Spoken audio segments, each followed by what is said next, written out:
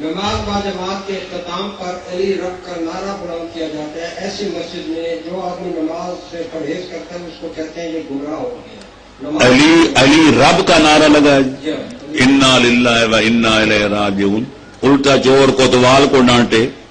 مشرک وہ ہیں جو یہ نعرہ لگاتے ہیں کہ وہ اگر دوسروں کو گمراہ کہتے ہیں تو یہ ہوتی آئی ہے کہ اچھوں کو گمراہ کہتے ہیں. ہر دور میں لوگوں کافروں نے نبیوں کو گمراہ کہا تھا.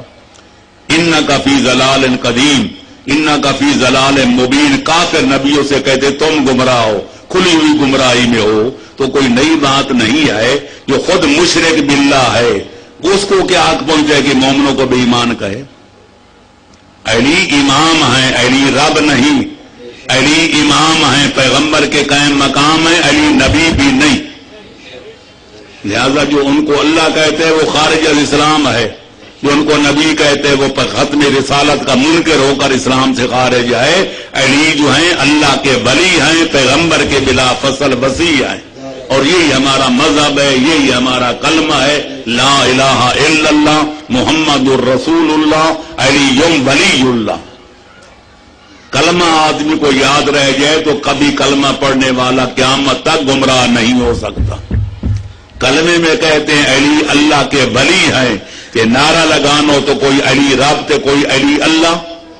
معاذ اللہ معاذ اللہ. مولا نے تبھی تو فرمایا تھا میرے حق میں دو قسم کے بندے گمراہ ہو جائیں گے. ولا ذنب علی, میرا قصور کوئی نہیں. محب غال و مبغض قال.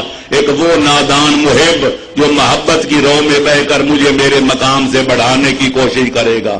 دوسرا وہ نابکار دشمن جو دشمنی کی رو میں بہ کر مجھے اپنے مقام سے نیچے گرانے کی کوشش کرے گا. فرمایا علیکم بالنعمت الوسطی, درمیانہ روی کو لازم پکڑنا. اگر ماں بڑھاؤ گے تو غالی بن کے گمراہ ہو جاؤ گے, اور اگر مجھے گھٹاؤ گے تو پھر کالی اور دشمن بن کے برباد ہو جاؤ گے. اس لیے نہ اللہ کہنا نہ نبی کہنا, اللہ کا ولی کہنا, پیغمبر کا بلا فصل وسیع کہنا, مومن بن جاؤ.